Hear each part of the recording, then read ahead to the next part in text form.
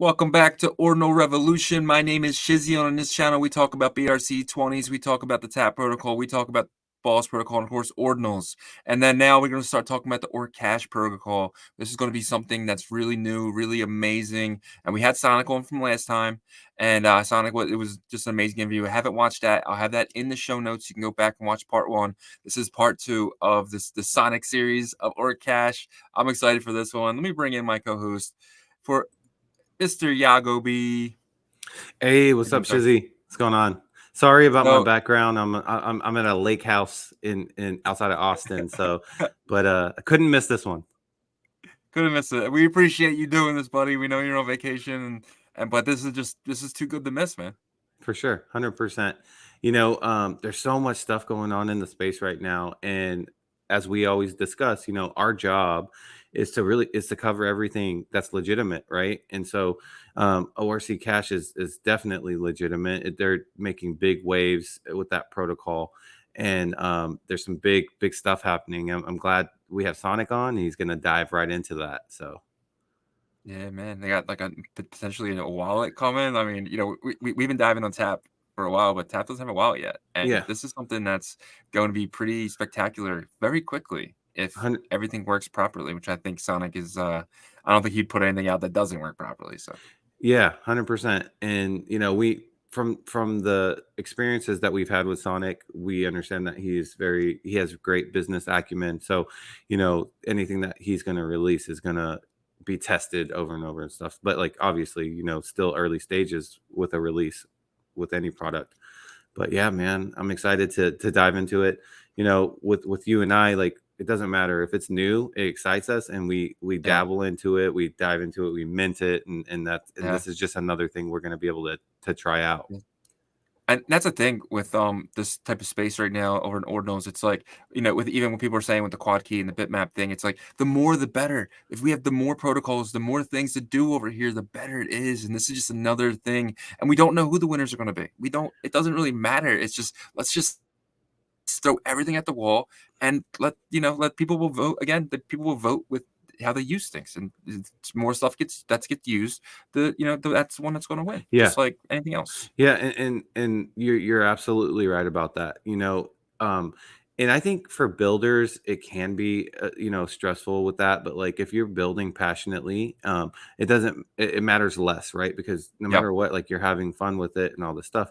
But like from the user end, you should embrace that because like the market will always play out how what the market decides, and you gotta like really just accept that and just feel grateful that we're in this innovation phase with Bitcoin, because we're so early. exactly. So without further ado, let's bring in a man, Sonic, man. Thank you Sonic? for coming on. Hey, Shizzy, Yagobi. Great to be on the show again.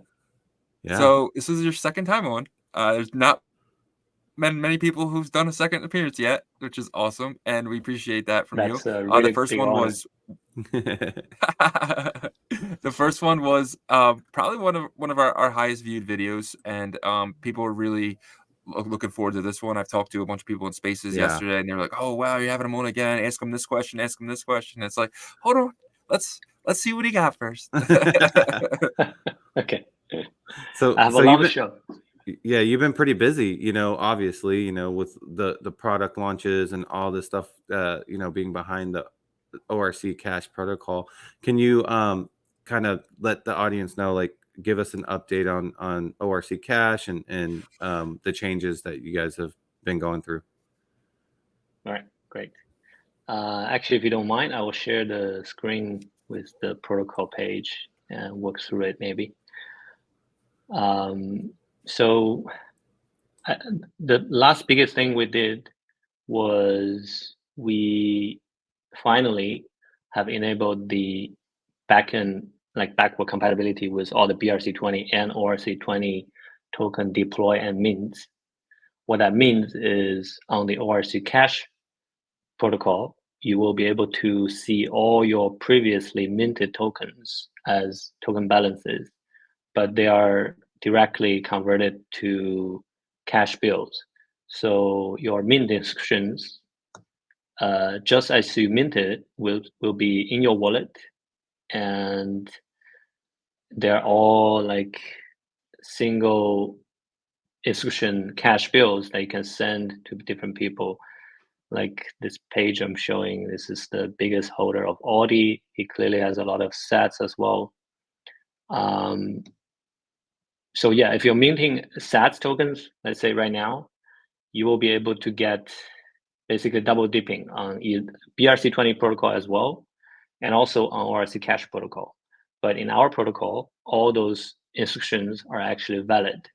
All those mint instructions are actually cash. So you can send them directly to people and sell it directly to people as well. Let's say this guy holds like how many? 500 mint of Audi. We have actually just uploaded a collection to Magic Eden. Hopefully they will get accepted soon, and you will be able to trade those Audi tokens on ORC Cash, just like the OSH token that you have been trading. So all the instructions will be in the collection. But I do have to give people some heads up about Audi because some instructions actually didn't mint like a whole 1,000. A lot of them are like one token mints. I think it was because it wasn't fully minted out in the beginning, and people realized that, oh, if you mint 1,000, it's always invalid. There's like some 900 reminders, and then people started to minting like one Audi instructions, and a lot of those are like 1 or 10. So clearly those will be worth less. So when you're buying on Magic Eden of the Audi token on OSH Cash, ORC Cash protocol, then be aware what you are actually buying. But they will all be included in the collection. And this token will like have, I think, 21,300 something instructions. And Hey, yeah, Sonic, you'll real be able quick. to trade those. What it sounds like to me is that you're getting an airdrop almost of like what you minted on the BRC20 side, but in the ORC cash version.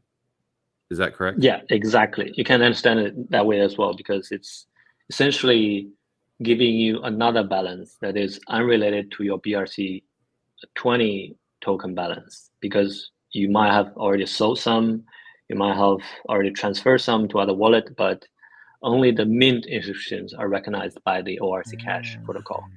So it will be like you never sold. For the people that sold early, you will get a second chance in the ORC Cash system. What if you bought Wow. and if you bought the tokens on secondary, then you won't get recognized because you didn't mint it, right? Yeah, because the ORC Cash protocol didn't recognize the BRC20 transfer logic. Gotcha. I think that's the lesson we learned from like building ORC20 protocols, indexers. It's that once you have like a previous logic, and then you need to, if you ever decide to do an upgrade and it's a hard fork, then you need like the previous logic and then a snapshot, and then build the later logic. And the indexer for that will be very heavy. It's really hard to promote to any platform, like any exchanges, and it's really hard to be decentralized. So to learn from that lesson, we decided to not like include all the transfer logics of the previous two protocols, and just directly supporting the deploy and mints, because those are generally very simple, and the format is mostly compatible with ORC Cash protocol. So we can accept that. And so, yeah, it is kind of a selective airdrop to people that joined it early, that minted all those early tokens, and they will have the best outcomes, I think, out of this. That's so cool. I like that a lot. That's really awesome. So all my mints that I've minted, I'm gonna get them back, and I get to play with them again. Yeah, Obviously, the you value. should check. Yes, actually, you should check your balances on info.sat right now with your wallet address that you have or minted any token. Like, it's really awesome to see all your tokens in one wallet. Like, it doesn't matter which protocol you minted on. Like, I clearly minted a lot of like ORC 20 and also BRC20 as well, but not the early one, but later ones. But to see them all in one wallet under one protocol is like really awesome just to see. And Yeah, that's cool. and later on, I will talk about the wallet that you can actually use to manage your tokens easier. And we also support all those three protocols. Gotcha. So that's the first biggest thing about the ORC Cash protocol. And the second thing is I've decided to give the ORC, the OSH token community the right that it actually deserves, and also trying to actually make the protocol community driven and decentralized. That's the principle I wrote down when I first launched the protocol, is to have a protocol that's managed by a community, not just one person. So to give them that power, I've added two new operations, which is propose and vote. So with these two operations, you'll be able to propose a idea or a just any implementation, or just simply within your token community, something that you decided to do together, and then let the token holders actually vote on those. So with two operations, propose and vote, it's essentially a decentralized voting system that's token gated. And this can apply to all tokens deployed with ORC Cash protocol. And the first one we have tested is with OSH token. And I have proposed the first proposal, which is actually adding the voting system. So by voting, you by nature is supporting this proposal. But I think that the yes votes are overwhelming, and it's already over 30% total token supplies have all voted. I think it's probably more than like 300 addresses voted. So that was really good to see.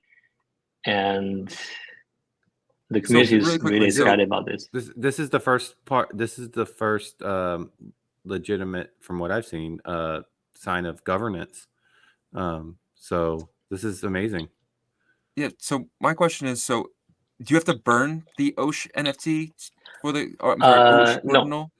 So it's just holding the OSH ordinal itself will allow you the governance power. Yes. You don't need to burn any token. So I've added some guidelines in using and indexing this. So you do need to hold the SAT token to propose a proposal to that token. I got you. And so you have to be a token holder. It's to avoid spamming. And each person can only have 10 active proposals at once. And also you can set a minimum quorum for like the minimum amount of token that have to participate in a vote for this proposal to actually be considered valid and concluded. And then you can set the threshold for the pass, and however amount of tokens that have voted, if a certain percentage have voted yes, then that proposal is considered passed. But this doesn't have any like smart contract functionality. So basically this is kind of a show of hand indicator to the community sentiment. Then you can do whatever you want to do after you have seen the immutable on-chain transparent vote that already been recorded. That's crazy.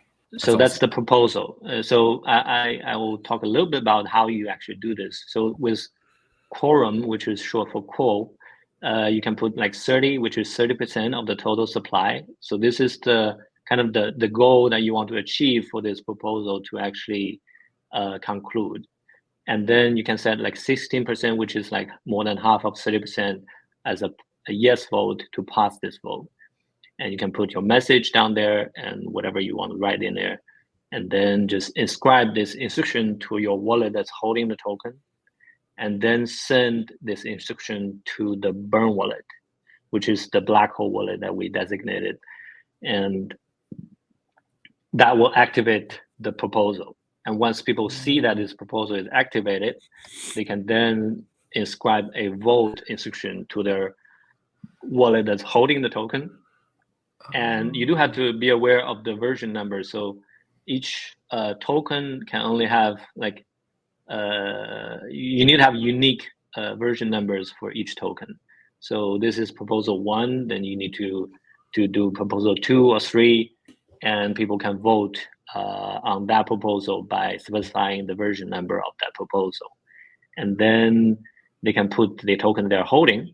It could be 1,000 or 10,000, and whether it's yes or no, and then put a custom message that they want to write, and then also inscribe this to your wallet holding the token, and then send to the Burn wallet to register the vote. Once it's registered, our indexer will start to show like the percentage of tokens voted and the amount of yeses and nos.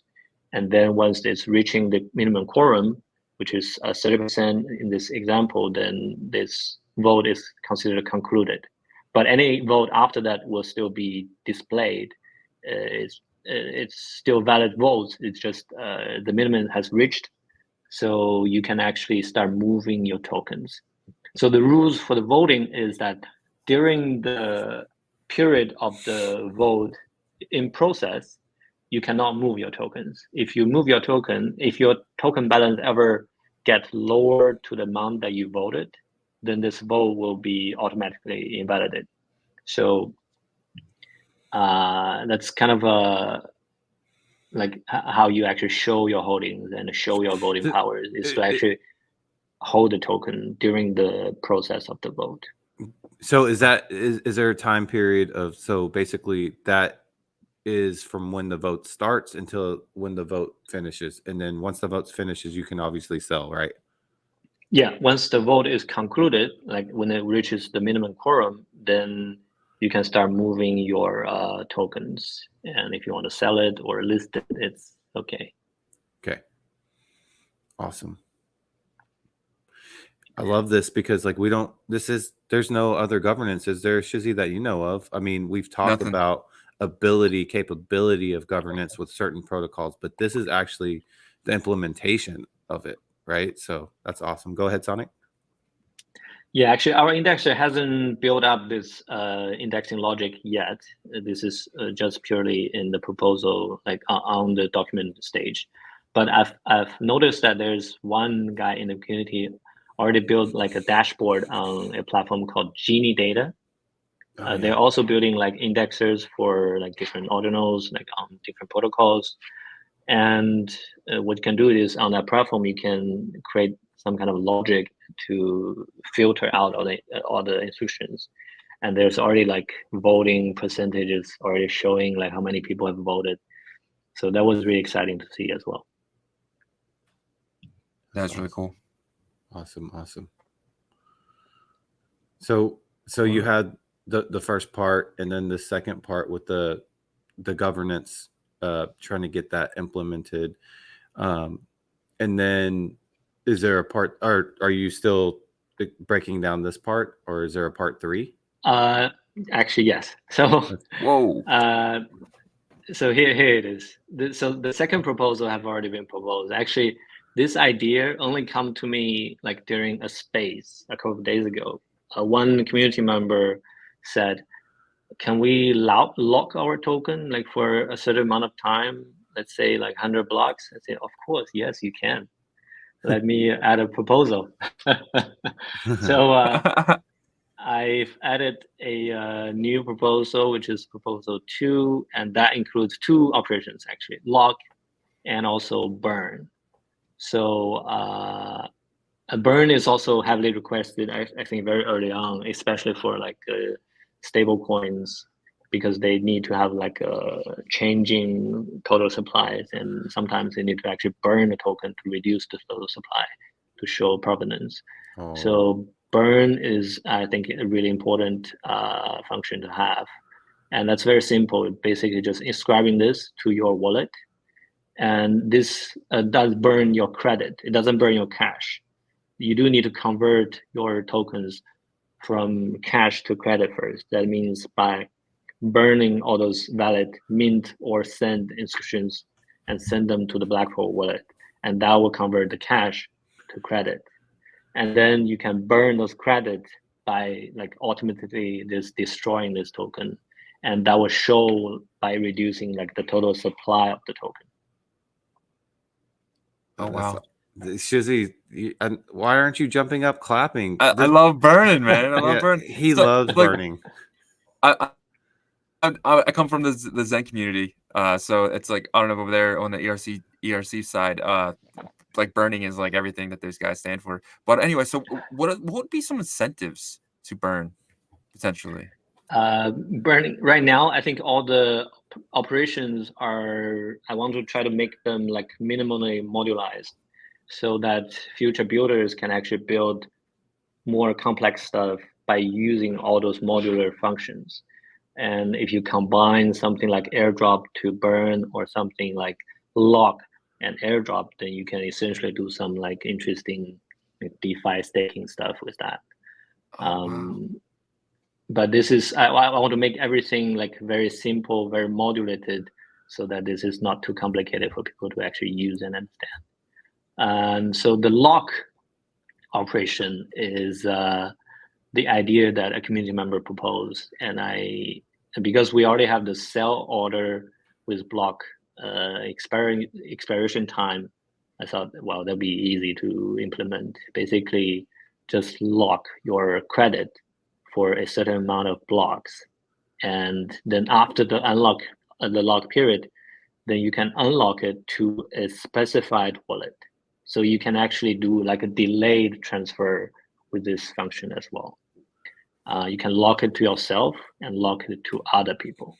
I think with this function, probably some swaps can, or some like staking, some pools can be built around this as well. For sure. Wow. That's Staking really for cool. sure. Yeah, so staking that could give it like exactly like you can stake it, lock it up in a while for 100 days, and then during 100 days you can receive something else slowly or something like that or Yeah. something on those lines. There's so many different things you can do that we never could do before. And dude, this is amazing, Sonic.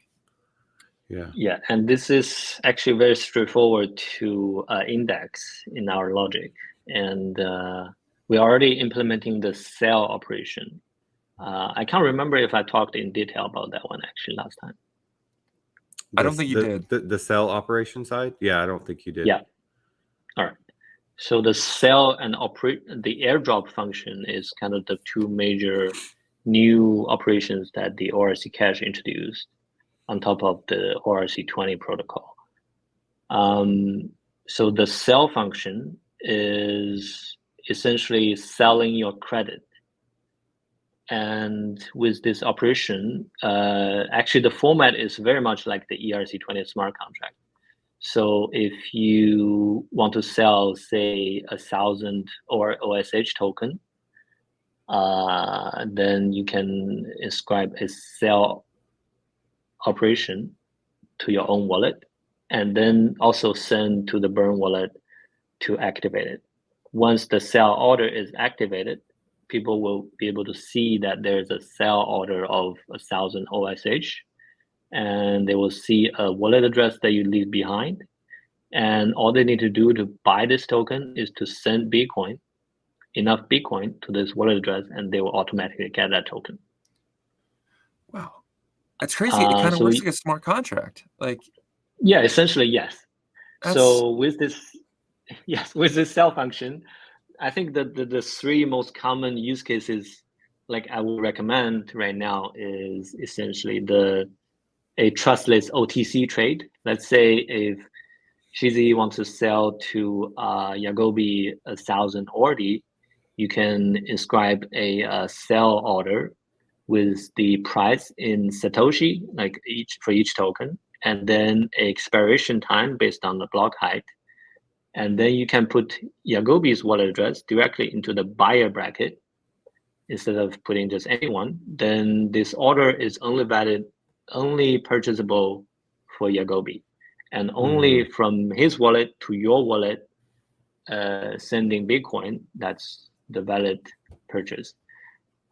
So that's really great, I think, for like OTC orders where you don't need to rely on a third party anymore, just trading between each other, but it's trustless. So you can do this with Bitcoin? Yes, with Okay. Bitcoin. Basically, our indexer will be monitoring this wallet address for all incoming UTXOs. And whenever there's a UTXO that comes into this wallet address, while this sell order is active, we consider it a valid purchase. Doesn't matter what its purpose for. Just once you activate this order cannot be canceled.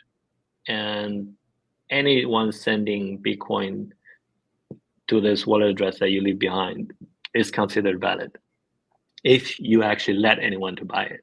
Okay. But you can also put multiple wallet addresses in the buyer bracket, and that essentially becomes a whitelisted token sale. Okay. So yeah, I haven't seen this before. What I'm seeing is some trustless OTC between not non-Bitcoin stuff.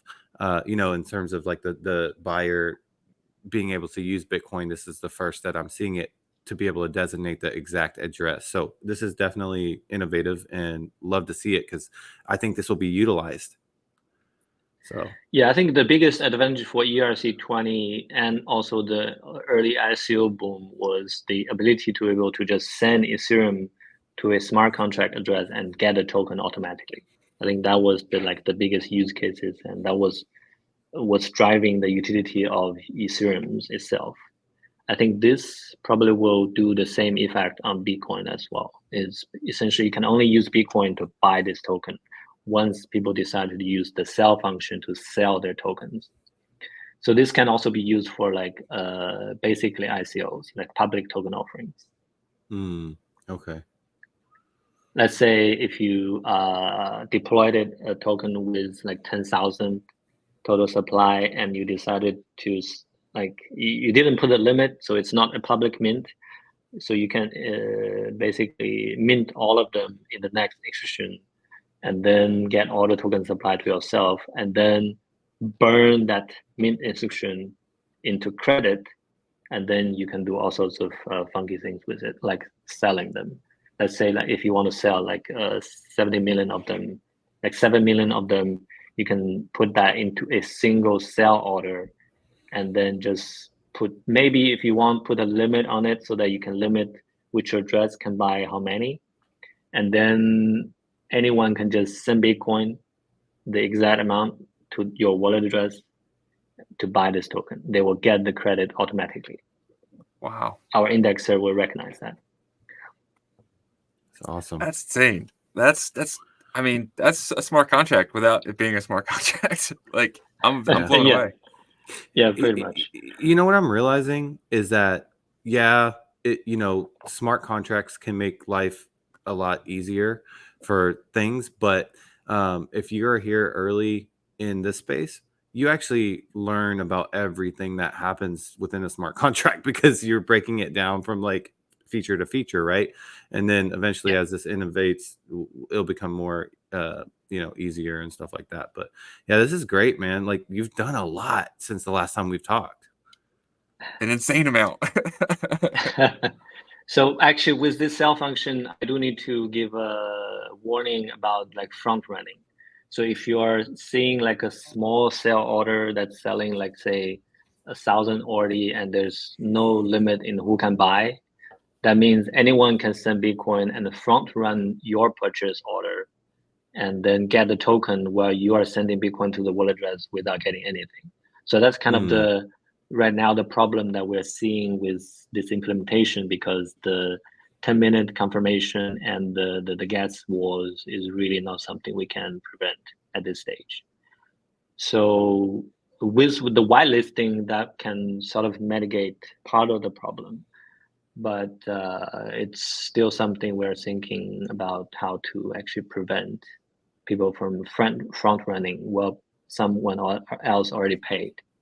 Essentially, if you want to like really have ill intent, you can essentially have a sell order active and then front run all the buyers that bought it, and then you get the Bitcoin and the token to yourself as well. So you are not actually selling the token, you're just scamming people from sending Bitcoin to your wallet address without giving them any. So that's kind of the problem that might arise with this implementation. But we do need to give the community some guidelines in how they will engage with this.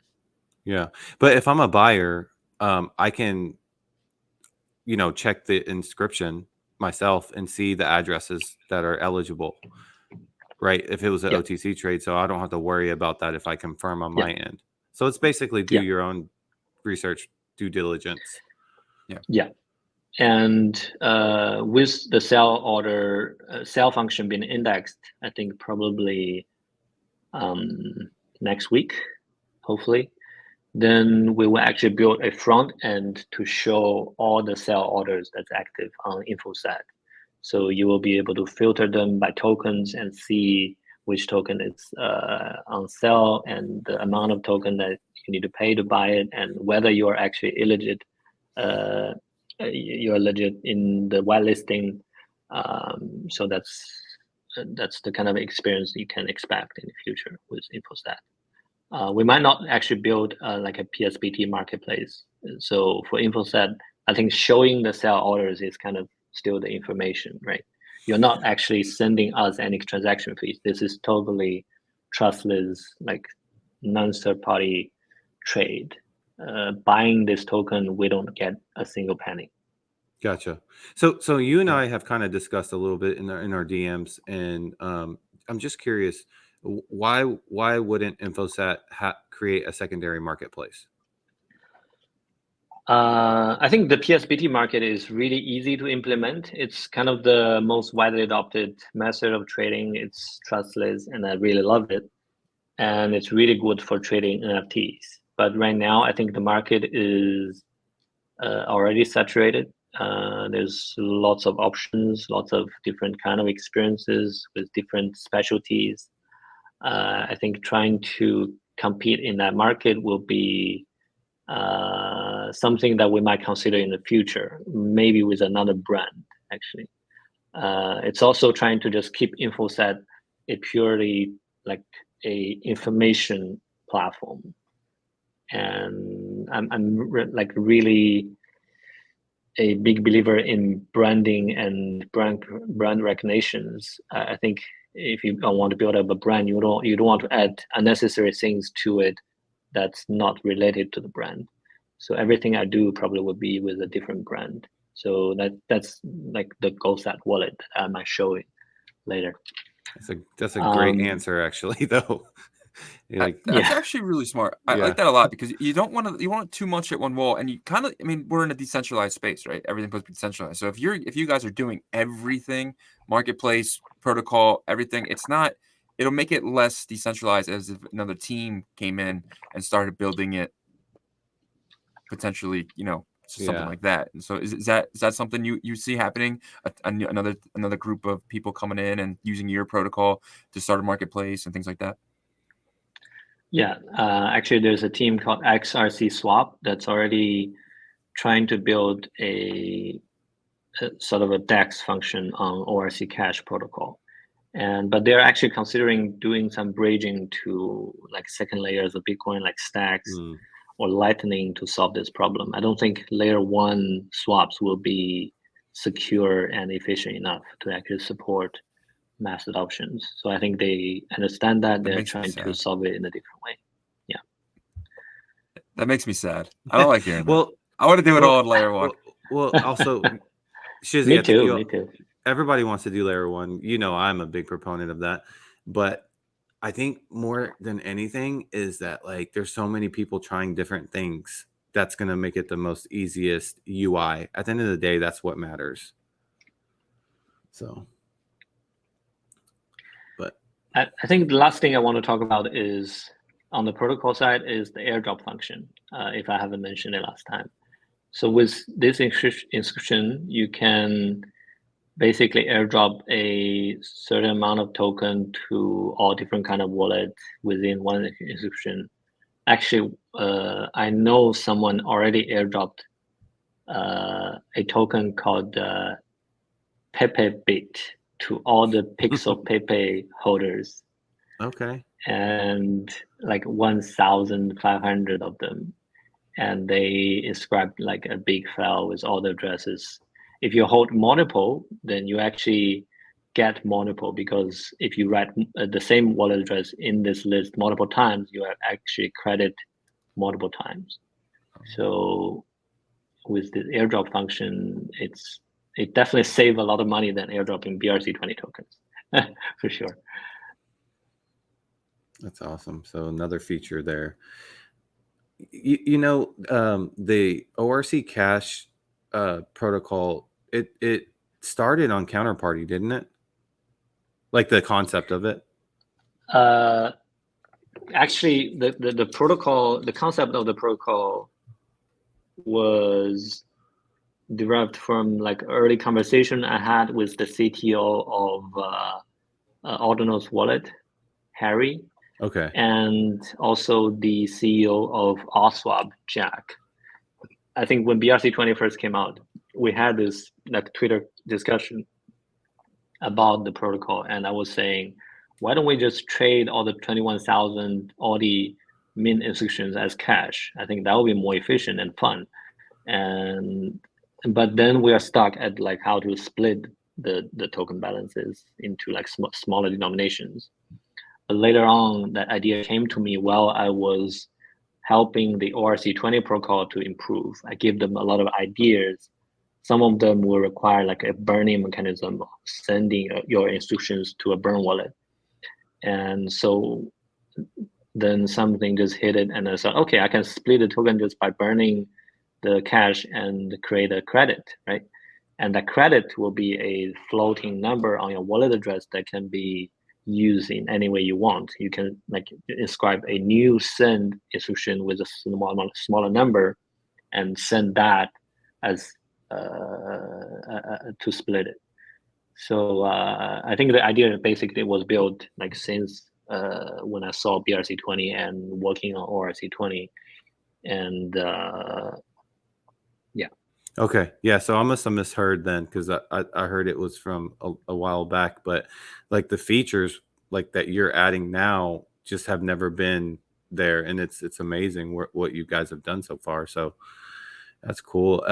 And then you said GoSat is the next big product, right? Yeah. Actually, one last thing. You might have noticed that the protocol is really heavy on burning. Like Love we it. are Love it. solving all sorts of problems by burning instructions.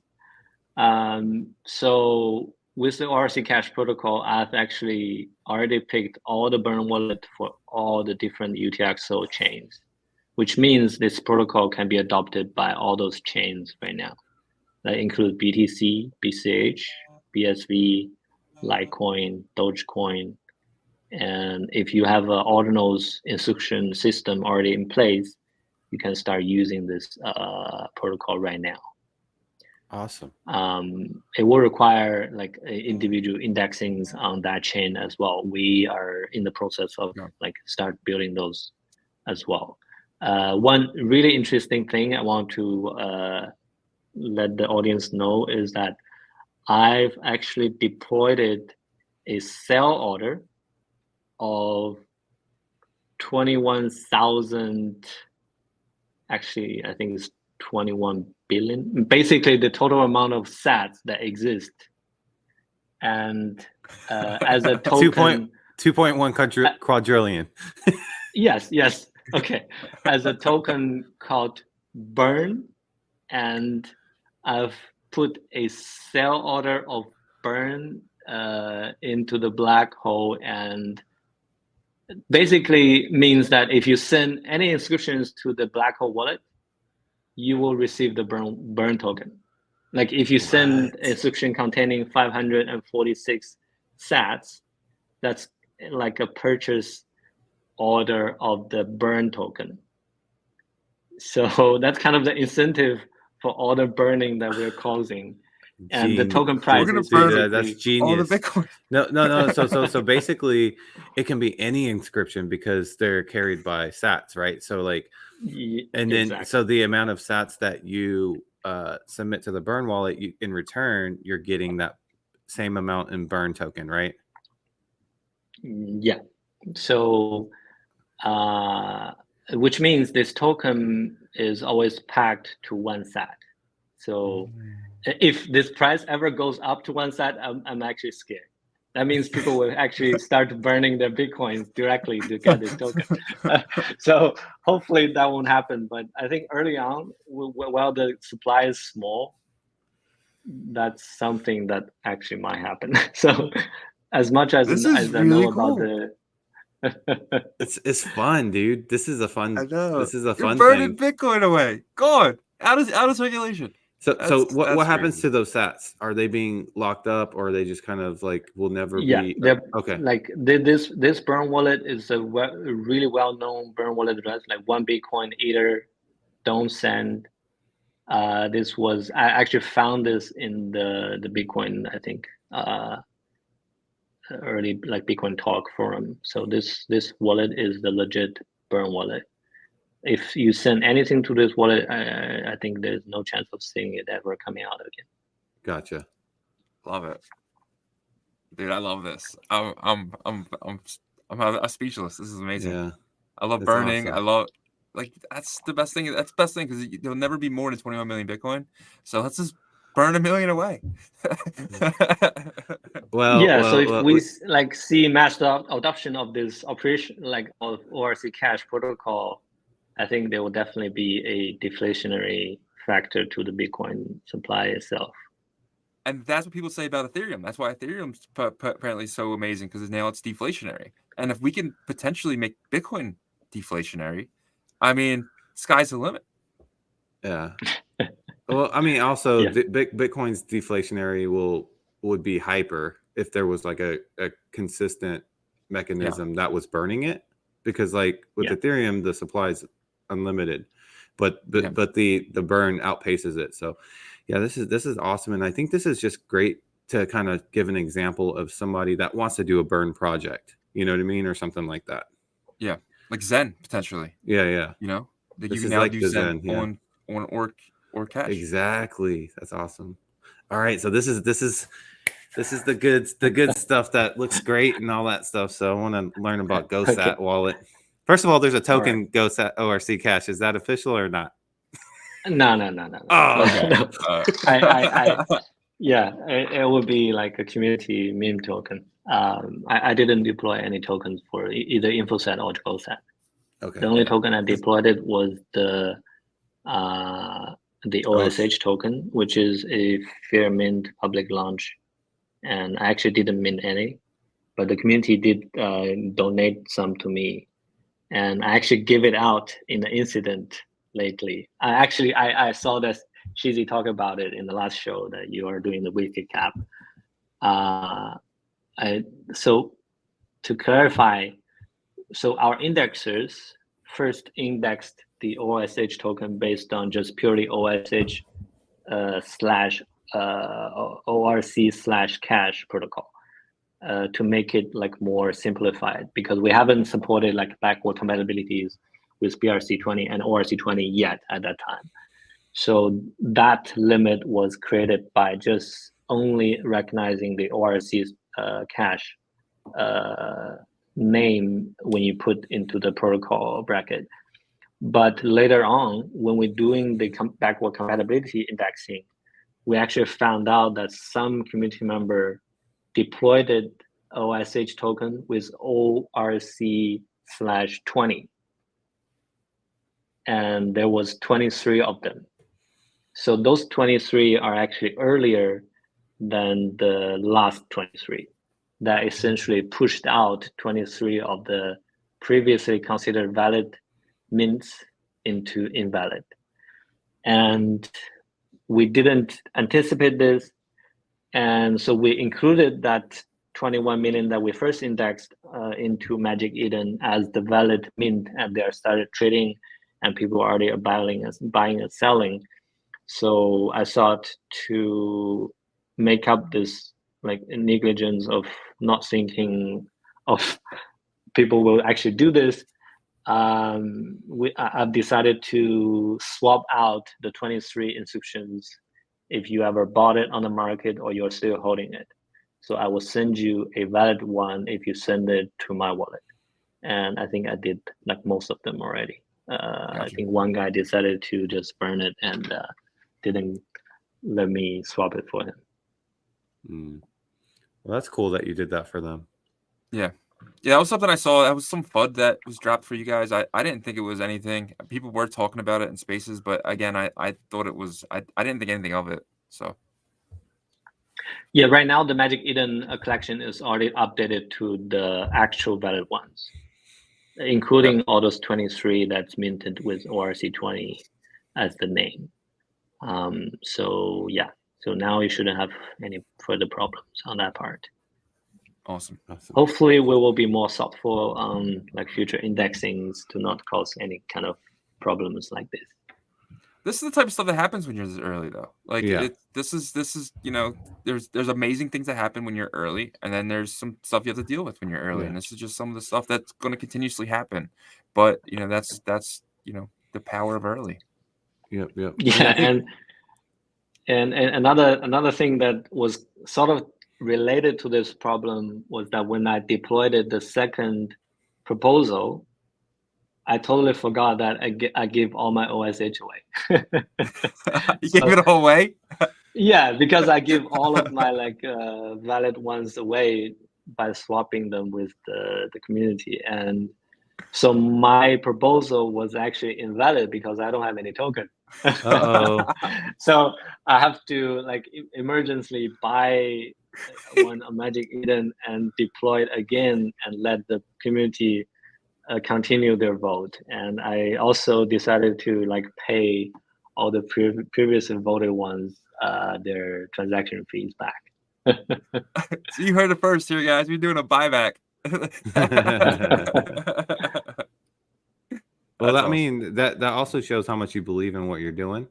So yeah, for sure. Yeah, it's a strong statement. To make it, I do have to I have really clear lines and principles, because when you are writing the standard, then that's kind of the expectation that people put on you. And yeah, I respect that. I love that. It's awesome. Yep, for sure. So what? All right, let's talk about the exciting stuff. Let's do it. All right. So GoSat Wallet was our own implementation of a Ordinals wallet, but we're actually built on top of the Unisat open source framework.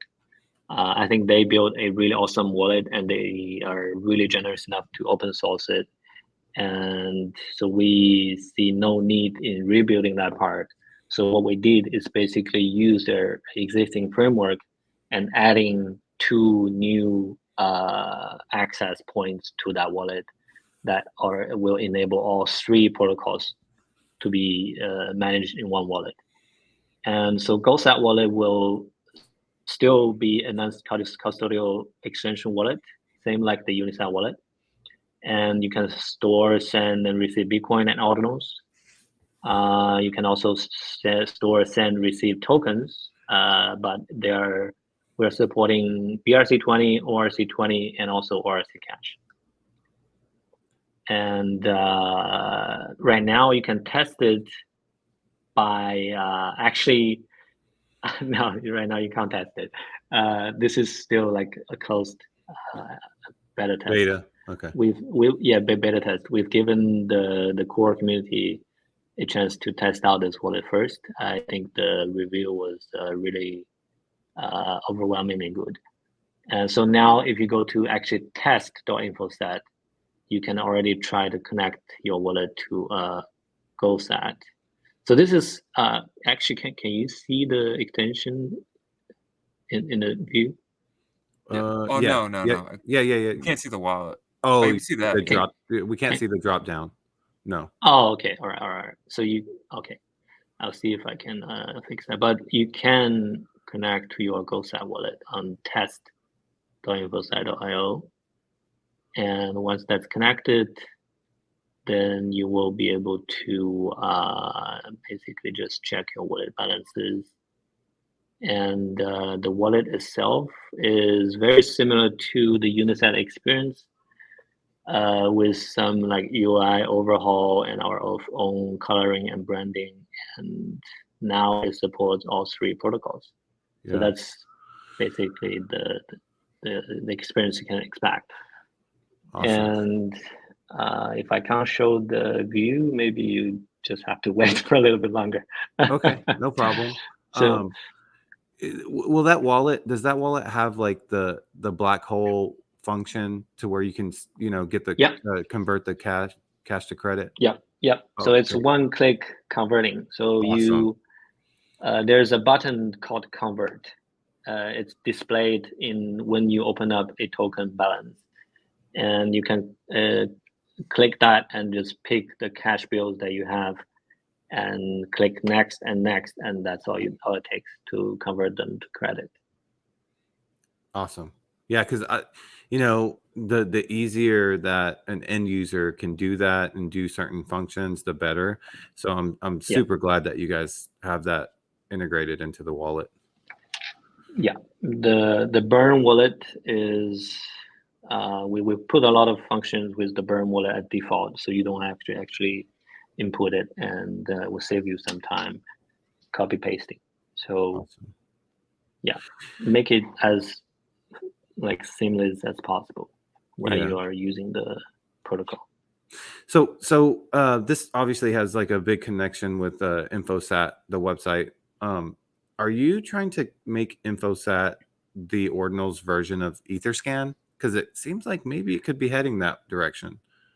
Yeah, I think that's kind of the analogy that we use, because the display of tokens and balances, transactions is kind of the key features we want to add to InfoSat. If not now, slowly in the future. So yeah, EtherScan is a good example to tell people about this. Awesome. Awesome. Yeah. And go ahead, Shizzy. Okay. I was gonna say the indexer that you guys are using for all of this. Are you guys using the Unisat indexer?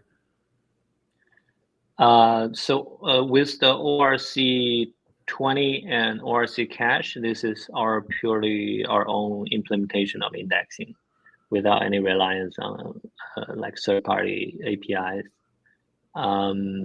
But within the wallet of GoSat, the BRC20 balance was used with the Unisat API. So they are built in with the original wallet, and we didn't change it.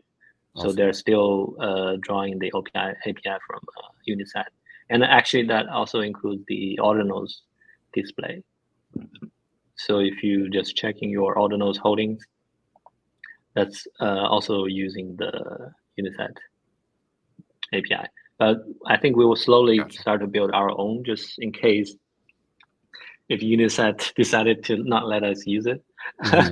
So, but hopefully not. But yeah, we will start to build our own like BRC20 indexing as well, and also the Ordinals indexing explorer, things like that on InfoSat.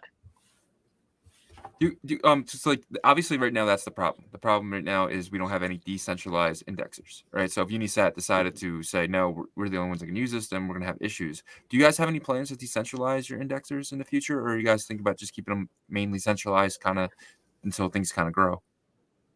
Yeah, that's a great question. Actually, when we are trying to use the Unisat open source BRC20 indexer, we found out that there's a lot of ambiguities and things that didn't actually specify in the example that they showed. But that indexer also heavily relies on their own APIs. So I don't think that's fully open source yet. We will try to build our own. Hopefully, it will have the same balance, but we do have to like consult them on a lot of issues, like very small things that you never thought of, but it was really important in indexing, like a single comma. I think this problem actually raised some eyebrows a couple of weeks ago, because when we are doing backward compatibility indexings, we actually found out a token called SATS was deployed earlier than the currently most popularly minted one. Uh-oh. But they put an extra comma at the end. So it's not So it never went through. not That's being perfectly indexed. valid JSON code. Yeah. But JSON 5 allows you to have a like trailing comma. So in JSON 5, that is valid, and we're using JSON 5. That's why we actually indexed it and thought that was the valid one. And the crazy SATS was not the valid one. And I don't think that, I mean, that decision was a really hard decision to make at the time. But in the end, we decided to actually respect the community consensus by not messing up with the SAT token. And so I've actually added a specification in the ORC Cash protocol while you're indexing that the recommended version of JSON is now the official JSON code, not the JSON 5. Because JSON 5 is actually a community build version of JSON, which is not the official one. So we've changed to the earlier version to stay with the standard of Unisat and the BRC20 indexing. Imagine if you did respect that first one, it would take probably another like 8 months to get to the 68% of minting out. No, that one wasn't deployed with the same specs. That one was deployed with like 21 million. I think was like, yeah, something like that. Gotcha. Okay. Wow, that would have been, and that's actually probably the way to go. You want everyone kind of be on the same page. So some people are using JSON 5, some people are using this. It's not, obviously indexers won't talk to each other, which in the end it's kind of what we want. So well, and also, and like, that's the kind of the specification that we actually need from Domo, which is the key to indexing, and to make that public will be really helpful for all future indexers. And JSON 5 is not an official language of programmers, is it? Because you said it was created by community members. Yeah, we found that out by asking ChatGPT. So ChatGPT decided that this is not valid because JSON 5 is not an official version, and this is considered for syntax, like failed syntax. Gotcha, dude. Every time we talk to Sonic, I feel like we could go forever. You know, I know. It's so good. Good. There's so much information. Okay, so the wallet, when do you feel like that's going to be like a public launch? What's that look like? So yeah, this is the thing that I just shared with Shizzy. Like before this show, 2 minutes ago, I just checked Chrome store and it says got rejected, and I was so heartbroken. I said, "What the hell? This is bullshit." And I checked the reason. They said, "Oh, you didn't include a privacy policy page," and so I have to write up a privacy policy, and now hopefully we have resubmitted and it will get accepted soon, and people can start using it. What a punch in the stomach. It's like you do all this back end stuff, all this front end stuff, you send it in, and it's like, oh yeah, sorry, you need to give some privacy privacy notes. Yeah, but that's also very important, right? Privacy policies, terms of uses. Yeah. That's kind of the standard that you do want to follow when building something like this. So yeah, so now we have that. Actually, I don't know if you can see the page, but that's the boring stuff, even though that's necessary. Yeah. So yes, awesome. That is awesome. Well, so is there anything that we missed? Sorry, Yago, I didn't cut you off. Okay. Like, is there anything else that maybe or is that did we cover everything?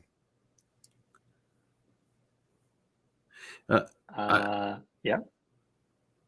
Cool. Yeah, I think we did. I was gonna say, there's a lot of stuff happening with like protocols and token protocols and all that stuff. What's your view on, because obviously, if you watch our show, you know that we cover the TAP protocol as well. We cover all these other different token protocols. Do you feel like the TAP protocol is something different than what you're doing, or is it very similar? Yeah, actually read through the TAP protocol document. What I found is that they decided to do what they call a tap, which is sending a inscription to your own wallet to authenticate that you are actually doing that thing, which is similar to the burn mechanism, but without the actual burning of the inscription. I do see some problem with that, which means that doesn't prevent invalid inscriptions from going back into circulation. So you still need to monitor the state of the inscriptions by indexing that. This is very technical stuff, and but I think the conclusion was, I think burning is still the 100% secure way to deal with any kind of authentication problems. Gotcha. And also the fun way, right? Yeah. I like burning. All right. That's awesome. Me too. All right. Yeah. So Sonic, man, this has been absolutely amazing. We reached our hour point. We actually passed it. I really appreciate you coming on, man. If you have anything else in the future, please reach out to us. We'll get you on ASAP. You want to come on that day? We'll get you on that day. We appreciate everything you do for the community, for the entire ordinal space, man. We really appreciate builders, and we want to put that out there. Like we gotta stop bashing our builders, man. We gotta appreciate these guys, and you're one of you're one of the top guys that I think that we should definitely praise and we should give you more credit. Thank you. Yeah, for Thank sure. you very much. And also I want to say, there's a lot of stuff that's happening in Asia and in China specifically and stuff in terms of innovation for ordinals. And Shizzy and I talk about this all the time. It's our job to cover everything in the ordinal space that's innovative. And we appreciate, without you, we wouldn't be able to do that, for the ORC Cash side. So we appreciate you jumping on, and we hope that more people just get educated through these videos and stuff like that. So we appreciate it. It's great to be on the show. Always love your interview styles, and I think, give a lot of valid informations. We will keep hammering out all kinds of tools for the infrastructure of ordinals. I think there's still a lot missing, and we will try to solve all the problems one by one. Awesome. And I'm not gonna lie, when you said you watched our last market update, I smiled inside. It made me so happy. I was like, Sonic watches our updates. Of course. All right, guys, please smash the like on this one. Sonic deserves it, man. We're gonna definitely have him on for part 3. He might be the first person to ever do part 3. So we appreciate you, Sonic, man. We really appreciate everyone watching. Thank you, guys. All right. Have a good day. Thank you very much.